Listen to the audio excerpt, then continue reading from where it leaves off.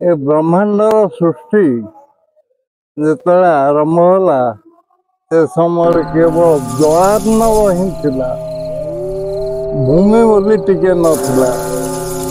ଏ ଭୂମି କେତେବେଳେ ଉଦୟ ହେଲା ନା ମଧୁ କୈଠବ ଅସୁର ନାମକ ଯୋଡ଼େ ଦୈତ୍ୟକୁ ଭଗବାନ ବିଷ୍ଣୁ ଯେତେବେଳେ ଛେଦନ କଲେ ତାଙ୍କ ମେଦରୁ ଏ ମେଦିନୀଟା ସୃଷ୍ଟି ହେଲା।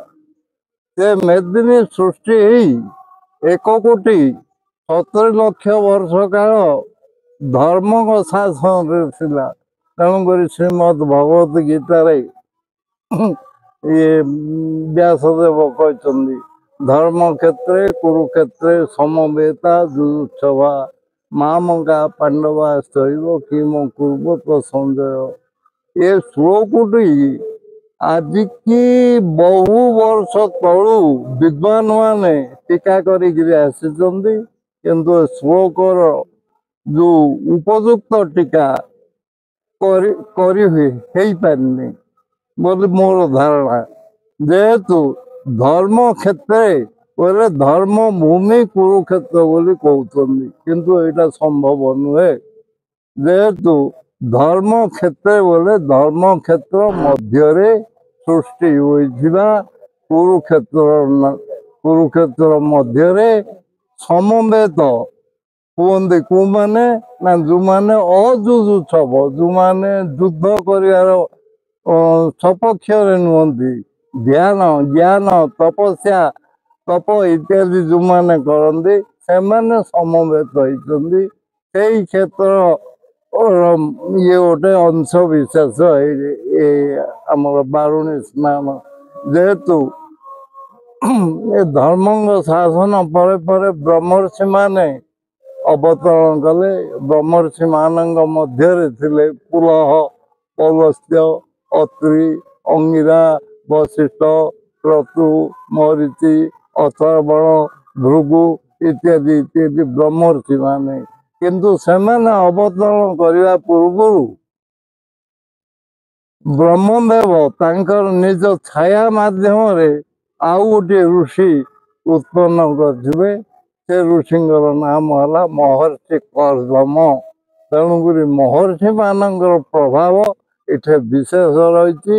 ବ୍ରହ୍ମର୍ଷି ମାନେ ଅବତରଣ କଲା ପରେ ଯୋଉ ପ୍ରକାର ତାଙ୍କେ ଏଠି ଜଳ ଗ୍ରହଣ କଲେ ଆଉ ଅଶୌଚ ପ୍ରକରଣ ମାଧ୍ୟମରେ ସ୍ପର୍ଶ କଲେ, ସେଥିପାଇଁ ମଧୁକୃଷ୍ଣ ତ୍ରୟୋଦଶ୍ୟାଂ ସନୌ ଶତବିଶା ଶୁଭ ଯୋଗରେ ବ୍ରହ୍ମର୍ଷି ମାନେ ବରୁଣ ଦେବତାଙ୍କୁ ଆହ୍ୱାନ କଲେ। ଯୋଉ ଆହ୍ୱାନ କଲା ପରେ ବିନ୍ଦୁ ବିନ୍ଦୁ ହେଇ ଏଇ କୁଣ୍ଡରେ ଜଳ ନିର୍ଗତ ହେଲା। ସେ ଜଳ ଚଳପ୍ରଚଳ ହେଇପାରିଲାନି। ଯେମିତି ଏବେ ଉଥଳିକିରି ଉଠୁଛି ଜଳ, ସେ ସମୟରେ ନାହିଁ, ନଥିଲା, ସ୍ଥିର ଜଳ ଭାବରେ ଥିଲା। ସେ ସ୍ଥିର ଜଳ ମଧ୍ୟରେ ଗୋଟେ ଲିଙ୍ଗ ସ୍ୱତଃପ୍ରବୃତ୍ତ ଭାବରେ ଉତ୍ପତ୍ତି ହେଲା, ଯାହାର ନାମ କେଦାରନାଥ। କେଦାରନାଥ ମାନେ ପର୍ବତ ଉପରେ କୁଣ୍ଡ ମଧ୍ୟରେ ଯୋଉ ଲିଙ୍ଗ ଉତ୍ପତ୍ତି ହୁଏ ତାକୁ କେଦାରନାଥ, ମାନେ ମଙ୍ଗଳ ସକାଶେ ନାଥ ଅଥ ଶବ୍ଦ ହେଲା ମଙ୍ଗଳ, ନ ମାନେ ସମୁଦାୟର ମଙ୍ଗଳ ସକାଶେ ଉତ୍ପତ୍ତି ହୁଅନ୍ତି। ଏଇ ରକମରେ ଏଠେ ବାରୁଣୀ ସ୍ନାନ ଆରମ୍ଭ ହେଲା। ସ୍ୱୟଂଭୁବ ମନୁ ଯେ କି ପ୍ରଥମ ମନୁ, ସିଏ ଏଠାରେ ଆସି ପ୍ରକଟ ହେଇଥିବେ। ଯେହେତୁ ତାଙ୍କର ମଧ୍ୟମ କନ୍ୟା ଦେବହୂତିଙ୍କୁ ଏଠି ମହର୍ଷି କର୍ଦମଙ୍କୁ ପ୍ରଦାନ କରିଥିଲେ, ତାଙ୍କ ଦ୍ୱାରା ସେଠି ନବ ଋଷିଙ୍କ ପାଇଁ ନବ କନ୍ୟା ଜନ୍ମାଇଥିଲେ। ତାପରେ ମହର୍ଷି ଭଗବାନ କପିଳ ଏଠି ଜନ୍ମ ହେଇକିରି ପ୍ରଥମ କବିତା କପିଳ ସଂହିତା, ଯୋଉ ସଂହିତାରେ ମାନବ ସମାଜର କେମିତି ଉପକାର ହବ ଆଉ ମାନବ ସମାଜ କିପରି ଚଳିପାରିବେ, ମାନବ ସମାଜ କେମିତି ନୂଆ ନୂଆ ଜିନିଷ ଉଦ୍ଗମ କରିପାରିବ, ଉତ୍ପତ୍ତି କରିପାରିବ, ମାନବ ମାନେ କେମିତି ଶାନ୍ତିରେ ଜନ୍ମ ହେଇକିରି ଶାନ୍ତିରେ ଚଳପ୍ରଚଳ ହେଇକିରି ଶେଷ ଜୀବନ ଯାପନ କରିବେ ଏସବୁ ଜିନିଷ ଯାକ ସେ କପିଳ ସଂହିତାରେ ଅଛି।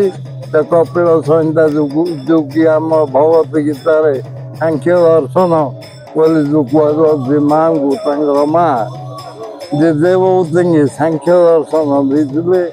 ସାଂଖ୍ୟ ଦର୍ଶନ ଦେଇ ସେ ତାଙ୍କର ମାନସିକତାଟାକୁ ଆଧ୍ୟାତ୍ମିକବାଦ ମାଧ୍ୟମରେ ପରିବର୍ତ୍ତନ କରାଇ ପାରିଥିଲେ। ତେଣୁକରି ସେ ମାଙ୍କ ପାଖରେ ସେ ତାଙ୍କୁ ସଦ୍ଗତି ପ୍ରାପ୍ତ ହେବା ପାଇଁ ଉପଦେଶ ଦେଇକିରି ସେ ଐଶାନ୍ୟ କୋଣକୁ ଚାଲିଗଲେ। ତୁ ଦେବଭୂତି ମଧ୍ୟ ପୁତ୍ରର କ୍ରମେ ସିଏ ଏପଟ ସେପଟ ହେଇକି କେବଳ ତାଙ୍କର ପଦାର ବିନ୍ଦରେ ମନ ରଖି ସେ ଖାଇବା ପିଇବା ଯୋଉ ପଞ୍ଚଭୂତରେ ଯୋଉ ଆକର୍ଷଣୀୟ ଜିନିଷ ରହିଛି ସେଗୁଡ଼ାକ ପ୍ରତି ବିମୁଖ ହେଇକିରି ସେ ଏପଟେ ସେପଟ ହେଇକିରି ବୁଲି ବୁଲି ଶେଷକୁ ରାଇକିଆ ଏବେ ଆମର ଯୋଉ ଅଛି ରାଇକିଆ ଆସିଲେ ରାଇକିଆ ମାନେ କଣ ଅର୍ଥ ନା ସଖୀ ମାନେ ତାଙ୍କୁ ସାହାଯ୍ୟ ସହଯୋଗ କରିକି ଚଳପ୍ରଚଳ କରାଇଥିଲେ। ଯେହେତୁ ସେ ଆଉ ନିଜକୁ ଭୁଲି ଯାଇଥିଲେ ତାଙ୍କ ଲୁଗାପଟା କୋଉଠି ରହୁଥିବାର କୋଉଠି ନ ରହୁଥିବାର ସେ ଆଉ ଅନୁଭବ କରିପାରୁନଥିବାର। ତେଣୁକରି ଏଠାକାର ନାରୀମାନେ ତାଙ୍କୁ ବହୁତ ସାହାଯ୍ୟ ସହଯୋଗ କରି ସେ ସବୁ ଆସିଥିଲେ। କରୋନା ଜନପଦରେ ସେ ଯେତେବେଳେ ଉପସ୍ଥିତ ହେଲେ ତାଙ୍କେ ପ୍ରାଣ ଛାଡ଼ିଦେଲେ। ସେ ପ୍ରାଣ ଛାଡ଼ିଲା ପରେ ତାଙ୍କ ଶରୀରରୁ ଯୋଉ ଜଳ ନିର୍ଗତ ହେଲା ସେ ଗୋଟେ ନାଳ ହେଇଯାଇଛି। ତା ନାଁ ହେଲା କରୋନା ନାଳ ବା ଦେବଭୂତି ନଦୀ। ସିଏ ଆସିକି ଯେତେବେଳେ ସରସ୍ୱତୀ ନଦୀ ଯୋଉ କୁଲିଆ ସରସ୍ୱତୀରେ ଋଷୁକୁଲିଆରେ ପ୍ରବେଶ କଲେ ମିଶିଲେ ସେଇଟା ଗୋଟେ ତୀର୍ଥ ମହାନ ତୀର୍ଥ କ୍ଷେତ୍ର ହେଲା। ଯେ ତା ପୂର୍ବରୁ ସେ ମହାନ ତୀର୍ଥ କ୍ଷେତ୍ର ହେବା ପୂର୍ବରୁ ଆମର ଏଠି ଋଷୁକୁଲିଆ ନାମରେ ଉତ୍ପତ୍ତି ହେଲା। ଯେହେତୁ କୁଲିଆ ଶବ୍ଦ ଅଛି ବିନା କୁଲିଆରେ କୌଣସି ଜଳ କିମ୍ବା ନାର ତୋୟ ଇତ୍ୟାଦି ଚଳଚଞ୍ଚଳ ହେଇପାରିବନି। ତେଣୁକରି ସେ କୁଲିଆକୁ ଏଇଟା ବେଦ ମାନେ ଏ ଯୋଉ ପୃଥିବୀ ଏ ପୃଥିବୀ ନମସ୍କାର କଲା ଯେ ତମେ ଉତ୍ପତ୍ତି ହେଲ ଭଲ ହେଲ। ଓಂ ନମଃ କୁଲ୍ୟାୟ ଚ ସରସାୟ ଚ ଓಂ ନମୋ ନାଦୟାୟ ଚ ବୈକୁଣ୍ଠାୟ ଚ ବୋଲି ବେଦକୁ ମୁଣ୍ଡିଆ ମାରିଲେ। ସେଟା ଋଗ୍ବେଦର ଗୋଟେ ଅଙ୍ଗରେ ଅଛି। ସେ ବେଦ ନମସ୍କାର କରିବା ପରେ କୁଲିଆକୁ ଇଏ ଋଷିମାନଙ୍କ ଦ୍ୱାରା କୁଲିଆ ମାନେ ମନ୍ତ୍ର ମୁଗ୍ଧ ହେଇ ଯୋଉ କୁଲିଆ ମାନେ ଯୋଉ ସ୍ଥିର ଜଳଟା ଆସ୍ତେ ଆସ୍ତେ ମୁହାଁଇବାକୁ ଲାଗିଲା। ମୁହାଁଇଲା ପରେ ସେ ଧୀରେ ଧୀରେ ତଳକୁ ଖସିଲା। ଉତ୍ତରୁ ତଳକୁ ଖସିବା ଯୋଗୁ ବ୍ରହ୍ମର୍ଷି ମାନେ ସେତେବେଳେ ଋଷୁକୁଲିଆକୁ କହିଥିଲେ ତୁଙ୍ଗଭଦ୍ରା। ଏ ଯୋଉ ନା ଗୋଟେ ଧାରୁଟେ ଯାଇଛି ଏଇଟା ରାମନାମବାଡି ପର୍ଯ୍ୟନ୍ତ ଆଉ ବାକି ପାହାଡରୁ ଯୋଉ ଅକିନି ମାନେ ସୌର ସ୍ରୋତ ଗୁଡିକ ଏକତ୍ରିତ ହେଇକିରି ଆଉ ଗୋଟେ ଧାର ଯୋଉ ଯାଇଛି ମୁଣ୍ଡେଶ୍ୱର ପାହାଡ ଦେଇ ସେ ଯୋଡା ଯାକ ମିଶିକିରି ସେଠୁ ପ୍ରକୃତରେ ସରସ୍ୱତୀ ନଦୀର ଉତ୍ପତ୍ତି ହେଇଛି। ସରସ୍ୱତୀ ନଦୀ ବୋଲେ ସରସ ହେଇକିରି ଯୋଉ ସେପଟୁ ଉତ୍ପତ୍ତି ହେଇଛି ଯେ ଏ ନଦୀରେ କେବେ ହେଲେ ସେ ଧାର ଶୁଖିନି। ତେଣୁକରି ଆ ନାଁ ହେଲା ସରସ୍ୱତୀ। ଆଉ ଏ ସରସ୍ୱତୀ କି ଆମେ ଆମର ଏଇ ଗଞ୍ଜାମ ମାଟି ଅବିଭକ୍ତ ଗଞ୍ଜାମ ମାଟିରେ ଯୋଉ ଜନ୍ମ ନେଇଛି ତେଣୁକରି ଆମେ ଆଜି ସେ ମାଟିରେ ଜନ୍ମ ହେଇଛେ। ଆମେ ଆମର ଆତ୍ମମର୍ଯ୍ୟାଦାକୁ ସୃଜନଶୀଳତା କରି ବଞ୍ଚେଇ ରଖିବାଟା ହିଁ ଆମର ଧର୍ମ। ଧନ ସମ୍ପତ୍ତି ଆଉ ବଳ କଳ ଏ ଯେତେ ସବୁ ଅଛି ଏଗୁଡ଼ା ସବୁ ତୁଚ୍ଛ। ଆମେ ଆଜି ଧନ୍ୟ ଯେ ଆମର ଏଇଠି ପ୍ରଥମରେ ପଞ୍ଚଭୂତ ଭିତରୁ ଗୋଟିଏ ଭୂତ ଯୋଉଟାକି ଜଳଭୂତ।